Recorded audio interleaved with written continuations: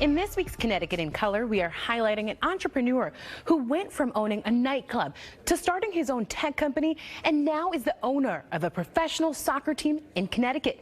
Meet André Swanston. Being the first isn't something new for André Swanston. Being one of the youngest and the only black is kind of what I've done in pretty much everything for 20 years straight. Swanston was born in the Bronx. The Bronx is I think, something I'm very proud to have been born and raised in and kind of always a part of me. When he was 15 years old, he moved to Connecticut to attend Hotchkiss School. He later attended UConn, where he was a Division I track athlete. UConn was one of the powerhouses in track in the Big East and one of the best in the Northeast. Also a great academic school. While at UConn and in his fraternity, Swanston remembers getting the entrepreneurial bug. One of the things that I did for the fraternities, I coordinate all the fundraising events. So, many of which were parties, big parties with, over 1,000 people. Swanston took the skills he learned, and with his wife, Michelle, they opened up 2 restaurants and one of New England's largest nightclubs, all by their mid-20s. What was that like, being 24 with your wife, owning a nightclub and 2 restaurants? What were you guys thinking? How were you guys handling that? No sleep. We also had full-time jobs at the time. Oh my goodness! It was ridiculous. So and Michelle was in grad school too.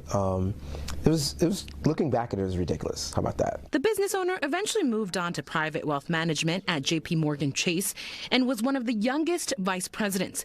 But he kept dreaming of something more. I remember going back and telling Michelle we had, I think, a 2.5-year-old and a newborn. I was like, I'm quitting my job and I'm starting a tech startup. So that was an interesting conversation. At 31, Swanston invested a great deal of his own money and co-founded True Optic, a data company for streaming media advertising, which was later acquired by TransUnion for over $100 million. As you're building that tech company and you're doing those all-nighters and you're dealing with the stress, you just have to gravitate to things that can help motivate you. His motivation was to one day own a sports team. And the reason for soccer, even though I wasn't a soccer player, is just a big soccer fan. Swanston is now the president of Connecticut Sports Group, which owns Connecticut United FC. In January, it was announced as the newest team to join MLS Next Pro, a professional men's soccer league that operates under Major League Soccer. The team will play in a brand new stadium in Bridgeport by 2025. More than 70% of the population in the state of Connecticut can get to Bridgeport either by the highway or by public transportation in about an hour or so. And so that makes it really accessible. They also want to make the stadium accessible to kids. So we will have the only free youth academy in the state of Connecticut, which is really exciting. Swanston is breaking barriers as one of only a few black principal owners in U.S. sports history. Swanston's advice to anyone chasing a dream is to rush patiently. Just start now. Not tomorrow, today, start, but know that it could take years, for anything. Nothing worth anything happens overnight.